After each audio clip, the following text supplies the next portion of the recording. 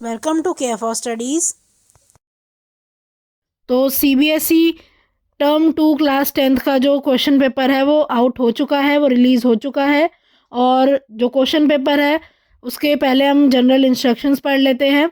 देखो 40 मार्क्स का आपका पेपर होगा और 2 घंटे का टाइम आपको दिया जाएगा। सभी प्रश्न जो हैं वो अनिवार्य हैं, सारे करने हैं आपको, कोई चॉइस नहीं है ना। प्रश्न पत्र 3 खंड में डिवाइडेड होगा, सेक्शन ए, बी और सी, है ना। 3 सेक्शन होंगे, 3 खंड होंगे और टोटल 15 प्रश्न होंगे आपके क्वेश्चन पेपर के अंदर। अब जो सेक्शन ए है उसमें आपको देखने को मिलेंगे 7 प्रश्न, है ना। 7 प्रश्न होंगे उसमें और हर एक प्रश्न 2 नंबर का होगा। यहीं जो सेक्शन बी है, जो दूसरा खंड है, वो होगा 6 प्रश्नों का और उसमें 3 अंक वाले क्वेश्चन होंगे। जो आखिरी वाला जो सेक्शन सी है, वो जो खंड है उसमें 2 केस आधारित प्रश्न होंगे, केस स्टडी आधारित प्रश्न होंगे और प्रत्येक प्रश्न होगा 4 नंबर का। अब यहाँ पर ये जो लास्ट वाला सेक्शन है, सेक्शन सी, वहाँ पर आपको 3 जो है सब क्वेश्चंस मिलेंगे। उसके अंदर 3 क्वेश्चन होंगे। हर एक क्वेश्चन में पहला और दूसरा तो कंपलसरी आपको करना होगा और जो लास्ट वाला है उसमें आपको चॉइस मिलेगी। तो देखो, वैसे तो पूरे पेपर में कहीं भी आपको चॉइस नहीं है, लेकिन कुछ ऐसे प्रश्न होंगे इसमें जहां आपको आंतरिक विकल्प दिए जाएंगे। तो एक छात्र को ऐसे प्रश्नों में से केवल एक ही विकल्प वहाँ करके आना है। अगर आपने दोनों क्वेश्चंस कर दिए तो आपको नंबर नहीं दिए जाएंगे, आपको सिर्फ फर्स्ट वाले के नंबर दिए जाएंगे। तो आज हम स्टार्ट करते हैं रसायन विज्ञान का पोर्शन सैंपल पेपर से। सेक्शन ए का जो फर्स्ट क्वेश्चन है उसमें ये दिया हुआ है कि तालिका 4 तत्वों की इलेक्ट्रॉनिक संरचनाओं को दर्शाती है। तो यहाँ आप देख सकते हो एक टेबल है ना। वहाँ पर 4 तत्व हैं, तत्व पी, क्यू, आर और एस, और आपको इनकी इलेक्ट्रॉनिक संरचना दी हुई है ना। और आपको क्या पहचानना है? पहला क्वेश्चन है, पहचाने कि कौन सा तत्व कार्बन के साथ सहसंयोजक आबंध या फिर बंधन बनाएगा। तो देखो, सबसे पहले तो पहचानो ये तत्व हैं कौन से। तो इलेक्ट्रॉनिक संरचना में यहाँ पर कितना दिया है? 2 और 6। इसका मतलब जो परमाणु संख्या है यहाँ इसकी कितनी है? 8 है। और 8 किसकी होती है? ऑक्सीजन की होती है ना। नेक्स्ट पर आते हैं 2, 8, 1, मतलब परमाणु संख्या है यहाँ पर 11, मतलब यहाँ पर सोडियम की बात है हुई है, यहाँ पर ये सोडियम है। अगला 2, 8, 7, मतलब 17 है यहाँ पर जो परमाणु संख्या है, मतलब ये क्या है? ये क्लोरीन दिया हुआ है आपको। और आखिरी देखो 2, 8, 8, 2, 8, 8 मतलब 18, और 18 क्या होता है? आर्गन होता है 18, है ना। अब इनमें से कौन सा तत्व बनाता है सहसंयोजक बंधन? तो ऑक्सीजन बना सकता है, ठीक है ना, मतलब तत्व पी बनाएगा। और देखो, क्लोरीन भी बना सकता है। आपने जो है इस तरह तत्व देखे होंगे, CCl4। यहाँ क्या है? कार्बन ने सहसंयोजी आबंध बना लिया क्लोरीन के साथ, 4 क्लोरीन के साथ, ठीक है ना। ये भी एक बनता है। इसी तरह आप CO2 भी आपने देखा होगा, है ना, कार्बन डाइऑक्साइड। यहाँ भी क्या होता है? कार्बन ऑक्सीजन के साथ सहसंयोजी आबंध बना के रहता है। तो ये 2 आप यहाँ पे लिख दोगे। पहले वाले जो प्रश्न है यहाँ पर उसका आंसर है पी और क्यू, है ना। तो दोनों लिखने का आधा आधा नंबर है, पी लिखने का आधा नंबर है, आर लिखने का आधा नंबर है। नेक्स्ट, कार्बन उपरोक्त तालिका में एक तत्व के साथ कई यौगिक बनाने के लिए प्रतिक्रिया करता है, उचित कारण बताइए। तो आपको बताना है कि कार्बन जो है वो इतने सारे यौगिक कैसे बना लेता है, मेन आपको ये बताना है, यहाँ पे कारण बताना है। देखो, कारण क्या होता है इसका? आपको पता है जो संयोजकता है कार्बन की वो 4 होती है ना। ये भी आप लिख सकते हो, या फिर इसकी जगह एक शब्द की चतुसंयोजकता होती है कार्बन की, ये आप लिख सकते हो। और दूसरा आपको क्या लिखना है? श्रृंखलन करता है कार्बन, है ना, लंबी लंबी चेन बना सकता है, श्रृंखलाएं बना सकता है। तो यहाँ पर 4 संयोजकता लिखने का आधा नंबर है और श्रृंखलन लिखने का आधा नंबर है। टोटल ये जो पूरा क्वेश्चन है ये हो गया 2 नंबर का। तो दूसरा क्वेश्चन है, नीचे दिया गया यहाँ पर आपको एक आवर्त सारणी का चित्र है और इसमें आप देख रहे हो 3 तत्व यहाँ दिए हैं जिसको W, Y और Z से दर्शाया गया है। अब आपको क्या बताना है? यहाँ जो पहला प्रश्न है उसमें लिखा है सहसंयोजक यौगिक बनाने के लिए कौन से तत्व एक साथ प्रतिक्रिया करेंगे। तो वाई, जेड और डब्लू में से देखो वाई और जेड आपस में प्रतिक्रिया करके सहसंयोजक यौगिक बनाएंगे। ऐसा मैंने क्यों कहा, देखो आप यहाँ पर तत्वों को पहचान सकते हो, आवर्त सारणी दी हुई है तो पोजीशन से आप पहचान सकते हो। देखो वाई कहाँ स्थित है, 16वें समूह में, और 16वें का ये दूसरा तत्व है, तो वाई क्या होगा बच्चों, वाई होगा सल्फर। जेड क्या होगा, जेड आप देख के बता सकते हो कि भाई 17वें समूह का पहला यहाँ पर दिया हुआ है तत्व, तो जेड क्या है, फ्लोरीन है, और आपस में ये बनाते हैं मिलकर SF6 जो कि सहसंयोजक यौगिक है। इसीलिए आंसर आप लिख दोगे वाई एंड जेड। आधा आधा नंबर है वाई और जेड लिखने का। अब जेड भी पहचान, वो डब्लू भी पहचान लेते हैं एक बार, दूसरे समूह का है ये, है ना, और चौथे आवर्त का है ये, चौथा आवर्त और दूसरा समूह कैल्शियम होता है यहाँ पर प्रेजेंट, है ना, तो ये है कैल्शियम, और कैल्शियम जो है वाई और जेड के साथ मिलकर सहसंयोजक यौगिक नहीं बनाता। नेक्स्ट पर आते हैं बी पार्ट। दो तत्व हैं डब्लू और जेड, इनके बीच में आपको बताना है कि परमाणु त्रिज्या अधिक किसकी होगी, तो और ये भी बताना है कि क्यों हमने ये उत्तर दिया। देखो डब्लू जो है उसकी परमाणु त्रिज्या बड़ी होगी, अधिक होगी।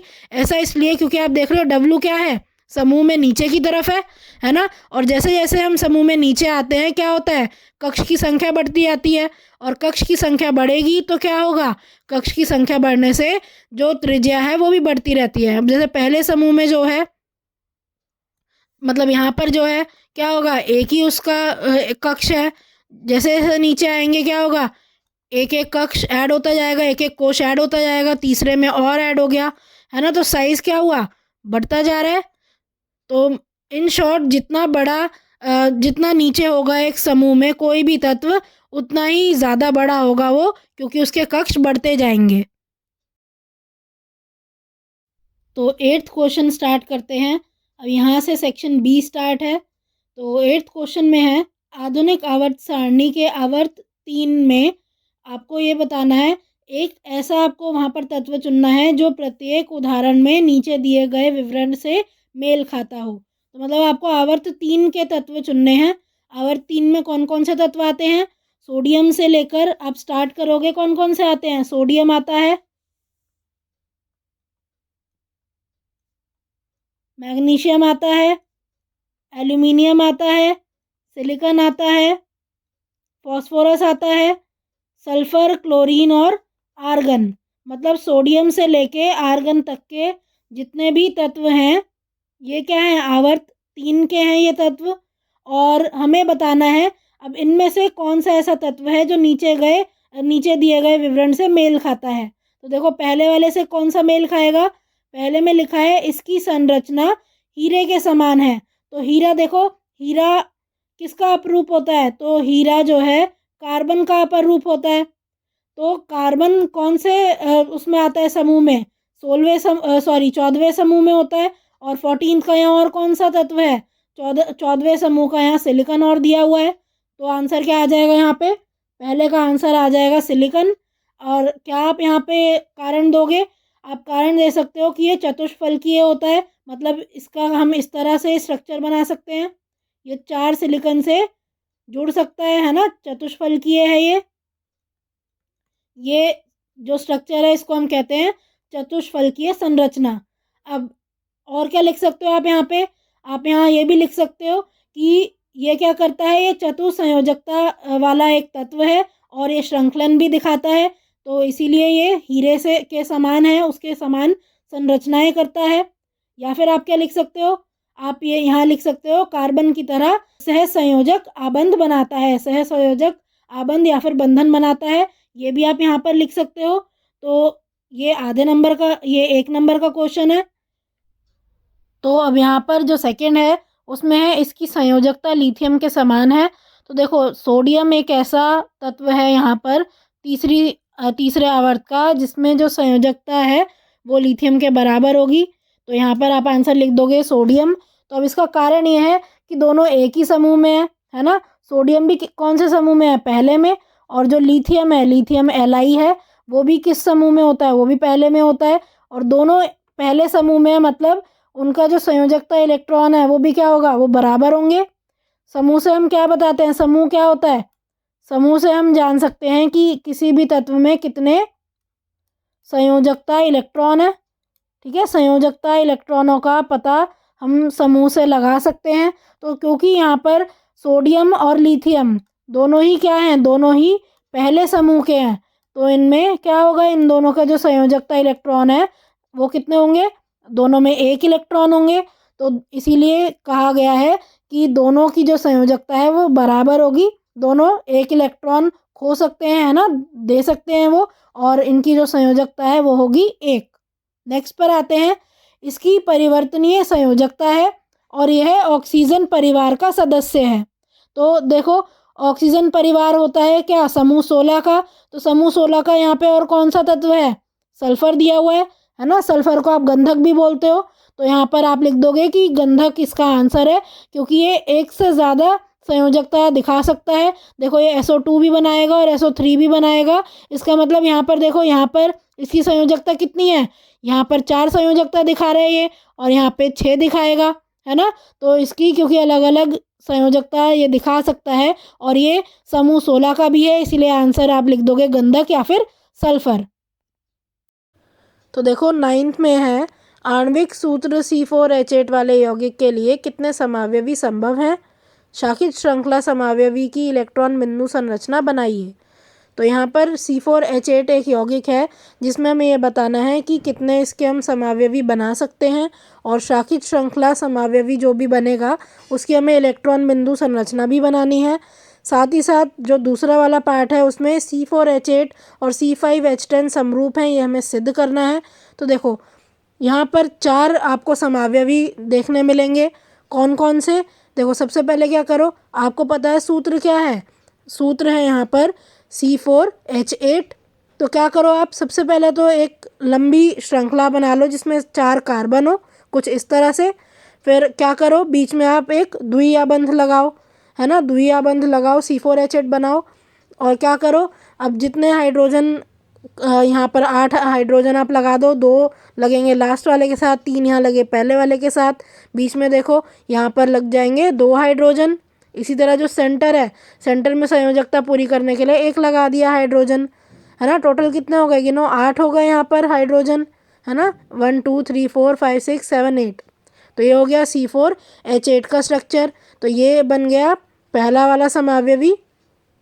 इसका नाम क्या होगा, इसको हम बोलेंगे कि यहाँ क्या करो, पहले तो नंबर दे दो, क्या है ये, ब्यूटीन है ना। 1 2 3 4 4 कार्बन है, तो आप देख रहे हो पहले पर डबल बॉन्ड लगा है तो 1 ब्यूटीन। इसी तरह अगर हम देखना चाहें, बनाना चाहें इसका दूसरा समावयवी, तो कुछ इस तरह आप बनाओगे। कार्बन, एक कार्बन को आप शाखा में ले आओ यहाँ पर, है ना, शाखित श्रृंखला बन रही है। अब यहाँ पे देखो, तो यहाँ पर कितने हो गए, 4 कार्बन हो गए, और यहाँ पर एक द्विया बंध आ जाएगा। अब क्या करो, संयोजकता पूरी कर दो हाइड्रोजन लगा के, 2 हाइड्रोजन यहाँ पर लग गए। इसी तरह यहाँ पर 1 हाइड्रोजन लगेगा, यहाँ पर लगेंगे 3 हाइड्रोजन। इसी तरह नीचे वाले कार्बन पे भी लग जाएंगे 3 हाइड्रोजन। तो अब यहाँ पर हम नेमिंग करेंगे इसे। देखो, जो सबसे लंबी श्रृंखला है उसको अंडरलाइन कर लेंगे, और अंडरलाइन करने के बाद जो द्विया बंध है उसको सबसे छोटा नंबर देंगे। तो नंबर 1 हम यहाँ इस वाले कार्बन को देंगे, फिर नंबर 2 दूसरे को, और तीसरा ये है। और नीचे आप देख रहे हो एक शाखा लगी हुई है। अब दूसरे कार्बन पे एक शाखा है तो नाम होगा 2, और ये है मिथाइल ग्रुप, या फिर आप इसे मेथिल ग्रुप लिख सकते हो। सो 2 मेथिल या मिथाइल। आगे आप लिख सकते हो, यहाँ ये कितने कार्बन की चेन है, जो पूरी श्रृंखला है 3 कार्बन से मिलकर बनी हुई है ये, तो ये आप कहोगे प्रोपेन है ना, सॉरी प्रोपीन है, द्विया बंध है ना, तो ये प्रोपीन हो गई। तो पूरे का नाम हो गया 2 मेथिल या 2 मिथाइल प्रोपीन। अब नेक्स्ट पर आते हैं। देखो, तीसरे में हम ये 4 कार्बन की एक चेन बना सकते हैं। श्रृंखला बनाने के बाद द्विया बंध को दूसरे और तीसरे कार्बन के बीच में हम लगा देंगे, है ना, इस तरह भी बना सकते हैं। अब क्या करो, संयोजकता कार्बन की पूरी कर दो और हाइड्रोजन लगा दो सब में। पहले पे 3 हाइड्रोजन लग गए, दूसरे के साथ 1 हाइड्रोजन, तीसरे के साथ 1, और आखिरी वाले में 3 हाइड्रोजन, कुछ इस तरह से लग जाएंगे। नाम की अगर बात करें तो देखो, सबसे पहले तो हम 1 2 3 4 इस तरह यहाँ पर नंबर दे देंगे श्रृंखला को। उसके बाद देखो, जो द्विया बंध है वो दूसरे और तीसरे कार्बन के बीच में है, तो यहाँ पर अब ये जो समावयवी है इसका नाम है ब्यूट टू इन। ठीक है, तो ब्यूट टू इन इसका नाम है। ये यहाँ पे 3 मेन जो समावयवी होते हैं वो मैंने यहाँ पर बना दिए हैं। अब क्योंकि आप देख रहे हो आंसर क्या है 4, तो क्या कर इसमें मतलब क्या कंसीडर किया गया है 4 में। ये जो आप आखिरी वाला यहाँ ब्यूट टू इन देख रहे हो, इसके आप 2 टाइप के और समावयवी बना सकते हो जो कि मेन जो है आपके 12th में आते हैं। पर अभी समझ लेते हैं कि वो है क्या। देखो यहाँ पर आप देख रहे हो जो तीसरे नंबर का कार्बन है और जो दूसरे नंबर का कार्बन है, मतलब सेंटर वाले जो कार्बन है, इसमें आप देख पा रहे हो 2 ग्रुप लगे हैं। एक ये CH3 और दूसरा ग्रुप कौन सा है, दूसरा ये हाइड्रोजन लगा हुआ है। इसी तरह दूसरे कार्बन में भी क्या है, एक CH3 लगा हुआ है इस तरह और एक हाइड्रोजन लगा हुआ है। अब क्या हो सकता है, ये CH3 और जो यहाँ पर क्या है ये H है। इसी तरह दूसरे कार्बन पे क्या है CH3 और H है। हो सकता है दोनों एक ही तरफ हो, मतलब समान समूह जो है, मतलब जो सेम ग्रुप है वो एक तरफ है। CH3 है ना, द्विया बन के एक तरफ है और हाइड्रोजन दूसरी तरफ है। तो ये है सिस ब्यूट टू इन, है ना, ये सिस समावयवी है ब्यूट टू इन का। और क्या हो सकता है, यहाँ पे जो द्विया बंध है कार्बन का उसमें CH3 द्विया बंध के उल्टी तरफ हो, है ना, एक तरफ देख रहे हो, एक आप देख रहे हो दूसरी तरफ है। हाइड्रोजन भी देखो दोनों एक तरफ नहीं है, द्विया बंध के अलग अलग तरफ है। तो ऐसा जो समावयवी होता है वो ट्रांस कहलाता है। ठीक है, ये है ट्रांस ब्यूट टू इन। तो ये हो गए ब्यूट टू इन के 2 समावयवी, है ना। तो अब यहाँ ब्यूट टू इन ना करके आप सिस और ट्रांस को कंसीडर करोगे। टोटल यहाँ पे हो गए 4, स्टार्टिंग के 2 और ये एंड के 2, टोटल 4 समावयवी हो गए। अब जब आप और ज़्यादा हायर क्लासेस में जाओगे तो आप इसके और ज़्यादा समावयवी भी बना सकते हो। वहाँ पर देखो आप क्या कर सकते हो, ये जो 4 कार्बन हैं उनको इस तरह से भी आप अरेंज कर सकते हो, इस तरह लगा के। फिर कार्बन की संयोजकता पूरी कर देंगे यहाँ हाइड्रोजन अटैच करके। हाइड्रोजन देखो 8 यहाँ पे इस तरह से हाइड्रोजन लगा देंगे हम। और अभी ये जो समावयवी है इसका जो नाम है वो हो जाएगा साइक्लो, ये हो गया साइक्लो ब्यूटेन। इसको हम बोलेंगे साइक्लो ब्यूटेन।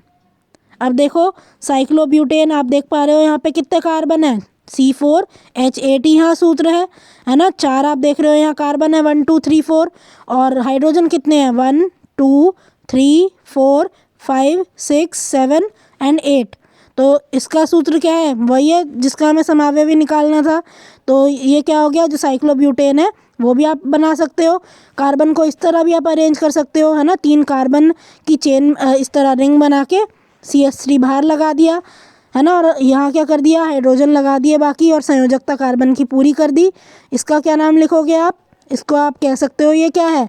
आप सबसे पहले इसका नंबर देखो 1 2 3, इसको आप नंबरिंग दो। और 1 आप देख रहे हो 1 पे क्या लगा है, मिथाइल या फिर मेथिल लगा हुआ है ना। और क्या है ये 3 कार्बन की रिंग है जिसको हम साइक्लो प्रोपेन बोलेंगे। तो इस पूरे का नाम हो गया 1 मेथिल साइक्लो प्रोपेन। तो इस तरह से हमने यहाँ पे जितने भी समावयवी है वो बना लिए हैं। तो अब नेक्स्ट पर चलते हैं जिसमें हमें शाखित श्रृंखला समावयवी की इलेक्ट्रॉन बिंदु संरचना बनानी है। तो देखो किस तरह बनाएंगे ये। तो अब यहाँ क्या करना है, देखो मैंने यहाँ पहले तो सारे समावयवी बना लिए हैं जितने पॉसिबल हैं, सब यहाँ पे बना दिए हैं मैंने। अब नेक्स्ट यहाँ क्या करना है, जो शाखित श्रृंखला है, शाखित श्रृंखला वाला जो समावयवी है उसे लेना है और उसका इलेक्ट्रॉन बिंदु संरचना बनानी है। तो किसकी बनाओगे आप, ये देखो इस वाले की बनाओगे, है ना। इसी में आप देख रहे हो, ये देखो यहाँ शाखा है एक। तो चलो बनाना स्टार्ट करते हैं। क्या करोगे आप, पहले इस फॉर्मूले को देखो यहाँ पूरा खोल कर लिख दो इस तरह, कार्बन कार्बन कार्बन, यहाँ नीचे एक कार्बन लगा हुआ है, ठीक है, यहाँ द्विया बंध है। अब यहाँ क्या है, एक हाइड्रोजन यहाँ है, 2 हाइड्रोजन यहाँ पर हैं, 3 हाइड्रोजन यहाँ पर लगे हुए हैं और 3 ही हाइड्रोजन यहाँ पर लगे हैं, है ना। अब क्या करोगे, जितने भी आबंध हैं आबंध हटाकर वहाँ पर क्या करो, इलेक्ट्रॉन बना दीजिए और अष्टक को कंप्लीट कर दो। क्या करोगे आप, मैं यहाँ कार्बन की श्रृंखला पूरी बना रही हूँ। कार्बन 3 कार्बन है, ये कुछ इस तरह यहाँ बना दिए। एक कार्बन देखो नीचे ये रहा। अब क्या करोगे आप, हाइड्रोजन भी बना देते हैं। सारे पहले यहाँ पर जो तत्व हैं जितने भी हैं उनको लिख देते हैं, सब परमाणु लिख लेते हैं यहाँ। देखो अब हाइड्रोजन ये रहा, 1 2 3 यहाँ पर है, बिल्कुल जैसे ये बनाया हुआ है उसी तरह बनाएंगे। एक यहाँ पर है, यहाँ पर 2 थे इस कार्बन के पास, और यहाँ कितने थे, 1 2 3। अब क्या करो, इलेक्ट्रॉन बना लो। देखो कार्बन के इलेक्ट्रॉन को हम डॉट से रिप्रेजेंट कर देंगे। देखो कार्बन एक यहाँ पर देगा इलेक्ट्रॉन, है ना, एक इसको देगा, एक यहाँ पर, है ना, एक इधर होगा इसका। अब ये वाला बीच वाला जो कार्बन है इसका भी एक यहाँ पर होगा इलेक्ट्रॉन, है ना, ये बीच में एक होगा इधर, एक ऊपर और एक नीचे वाले कार्बन के साथ। तीसरे वाले का देखो एक का एक यहाँ इलेक्ट्रॉन, एक इधर, है ना, और एक क्या होगा नीचे वाले, सॉरी एक मिनट मैं इसे मिटाऊं पहले। देखो सेंटर में क्या है, ये द्विया बंध है ना, तो मतलब ये वाला कार्बन भी 2 इलेक्ट्रॉन दे रहा होगा इस तरफ, और ये कार्बन भी क्या दे रहा होगा, 2 इलेक्ट्रॉन दे रहा होगा। तो यहाँ पर एक डॉट और बना लेंगे, ये कार्बन दे रहा है यहाँ पे एक और इलेक्ट्रॉन, और ये वाला जो कार्बन है ये भी यहाँ क्या दे रहा है, एक और इलेक्ट्रॉन दे रहा है ना, कुछ इस तरह से यहाँ पर हम बना लेंगे। देखो नेक्स्ट नीचे वाला कार्बन देखो यहाँ पर एक इलेक्ट्रॉन दे रहा होगा, एक इलेक्ट्रॉन यहाँ दे रहा होगा, एक यहाँ दे रहा होगा, और एक ऊपर, कुछ इस तरह से। अब क्या करेंगे, अब हम नेक्स्ट बना लेते हैं, नेक्स्ट बनाते हैं हाइड्रोजन का। हाइड्रोजन को हम क्रॉस से रिप्रेजेंट करते हैं इसके इलेक्ट्रॉन को। एक क्रॉस यहाँ बना लेते हैं, एक ये देखो एक यहाँ पर एक इलेक्ट्रॉन दे रहा होगा, और क्या कर रहा होगा, यहाँ पर एक इलेक्ट्रॉन, यहाँ पर देखो एक इलेक्ट्रॉन, यहाँ एक इलेक्ट्रॉन, इधर भी। अब नीचे वाले देखो यहाँ पर एक इलेक्ट्रॉन, यहाँ एक इलेक्ट्रॉन, और यहाँ एक इलेक्ट्रॉन, कुछ इस तरह से इलेक्ट्रॉनिक बिंदु आपने बना ली यहाँ पे, है ना, इलेक्ट्रॉन बिंदु संरचना बना ली। अब क्या करोगे, अष्टक कंप्लीट करते हुए पूरा सर्कल बना दोगे। देखो कार्बन का अष्टक कंप्लीट करो, क्या होगा, इस तरह से सर्कल बनाओगे, देखो, है ना। अब ये बीच वाले का भी करो कंप्लीट।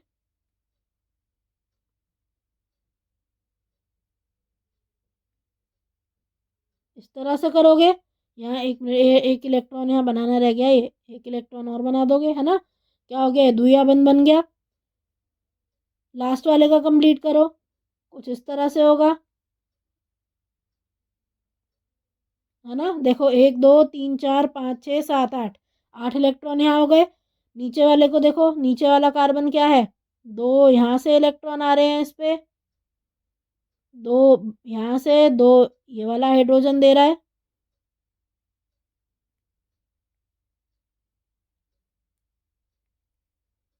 कुछ इस तरह बनाएंगे यहाँ पे, है ना।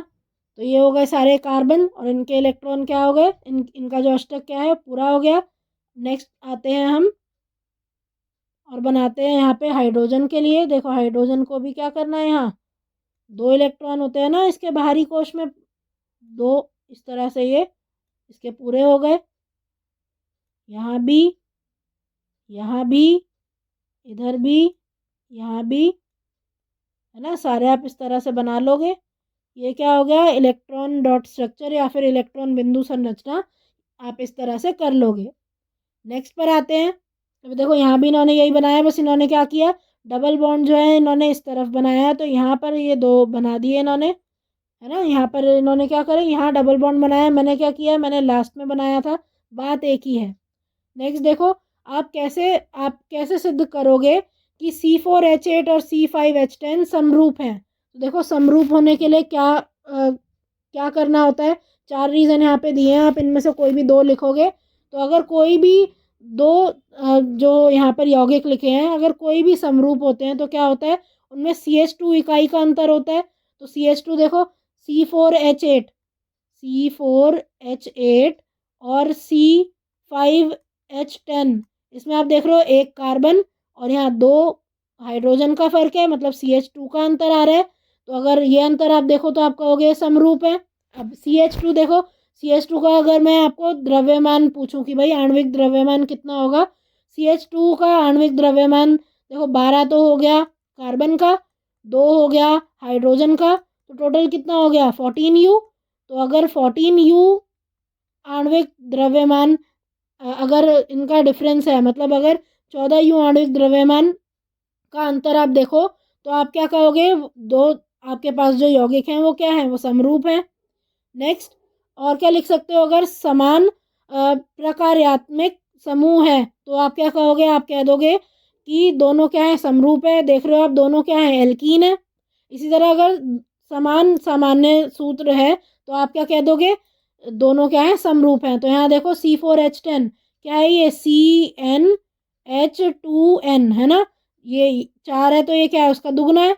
इसी तरह यहाँ पे क्या है, CN, ये भी क्या है, H2n, 5 और उसका दुगना ही तो है 10। तो दोनों का जनरल फॉर्मूला मतलब जो सामान्य सूत्र है क्या है, वो सेम है।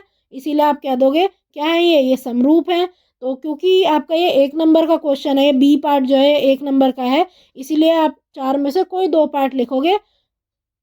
टोटल हो गया आपका ये 3 नंबर का क्वेश्चन।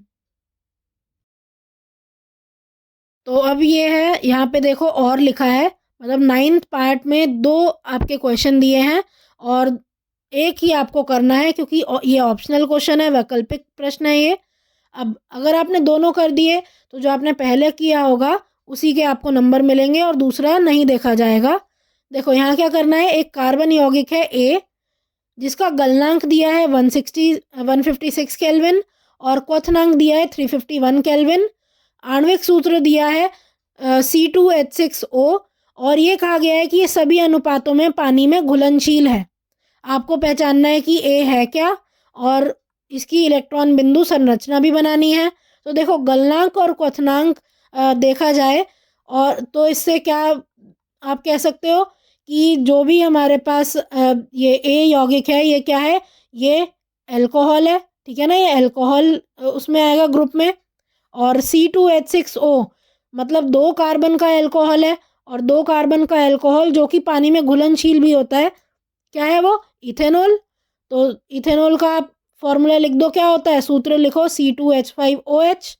C2H5OH क्या है, ये देखो 1 2 यहाँ कार्बन है, हाइड्रोजन कितने हैं, 5 और 1 6 हो गए और लास्ट का O, तो वही हो गया स्टार्टिंग में जो सूत्र हमसे पूछा गया है। अब क्या कहा है, इसका इलेक्ट्रॉन बिंदु संरचना भी बनानी है। तो सबसे पहले तो आप इसको पूरा खोलकर इस तरह लिख दो, C2OH है ना, हाइड्रोजन अब यहाँ पूरा कर दो, ये हो गया इथेनॉल, कुछ इस तरह आप लिखते हो। अब क्या करो, आबंध को हटाकर वहाँ पर आप इलेक्ट्रॉन्स लिख दीजिए। तो देखो कार्बन, कार्बन, ऑक्सीजन, पहले मैं सारे यहाँ परमाणु लिख रही हूँ जितने भी हैं, यही सारे हैं। अब क्या करूँगी, आबंध को हटाकर वहाँ पर क्या कर दो, इलेक्ट्रॉन बना दो। अब देखो कार्बन मैंने इस तरह बना दिया क्रॉस से। अब ये वाला जो दूसरा कार्बन है, ये यहाँ पर 1 इलेक्ट्रॉन दे रहा है, एक यहाँ हाइड्रोजन को दे रहा है, एक नीचे और एक यहाँ ऑक्सीजन के साथ। अब नेक्स्ट हाइड्रोजन पर आते हैं। देखो हाइड्रोजन क्या कर रहा होगा, हाइड्रोजन यहाँ पर 1 इलेक्ट्रॉन दे रहा है, ये वाला यहाँ पर इधर इस तरह से 1 इलेक्ट्रॉन ये दे रहा है, ये यहाँ पर 1 इलेक्ट्रॉन ये आ गया। अब ऑक्सीजन पर आते हैं, ऑक्सीजन क्या कर रहा है, बना लेते हैं इसको नेक्स्ट अगले कलर से। देखो अब इसको भी क्रॉस से रिप्रेजेंट कर देते हैं, ठीक है ना।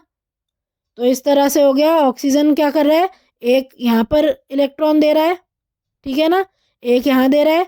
अब बाकी अब इसमें कितने इलेक्ट्रॉन बचे, 1 2 3 4 है ना, ये हो गया पूरा, टोटल 6 होते हैं ऑक्सीजन के पास, 2 ऊपर हैं 2 नीचे, 1 यहाँ पर इसने शेयर कर लिया, 1 यहाँ इसने शेयर कर लिया। अब क्या करो, पूरा कंप्लीट कर दो, सर्कल्स बना दो, है ना। हाइड्रोजन क्या करता है, 2 होने चाहिए, तो 2 हो गए इसके पास। ऑक्सीजन के पास आते हैं, ऑक्सीजन पे कितने हो जाएंगे, कुल मिला के देखो ये हो गए कितने, 8 हो गए। अष्टक पूरा हो गया। कार्बन का भी देखो इस तरह करोगे आप तो अष्टक पूरा हो जाएगा, है ना। और ये आपने बना दिया इलेक्ट्रॉन बिंदु संरचना किसकी, इथेनॉल की। नेक्स्ट देखो, एक एक इन्हीं दो समरूपों के अणु सूत्र आपको लिखने हैं। यहाँ पे क्या लिख सकते हो आप, एक पहले वाला भी लिख सकते हो, मतलब इथेनॉल लिख सकते हो, है ना, इथेनॉल मतलब CH3OH, या आप और क्या लिख सकते हो, प्रोपेनॉल भी लिख सकते हो जो कि क्या है C3H7OH। आप देखो दोनों का जो सामान्य सूत्र है सेम है ना, इस तरह से आप यहाँ पे लिख सकते हो, या फिर इसको आप CH4O भी लिख सकते हो, और यहाँ C3H7OH को C3H8O भी लिख सकते हो। टोटल है ये 3 नंबर का प्रश्न। So thank you for watching. आज की क्लास के लिए बस इतना ही।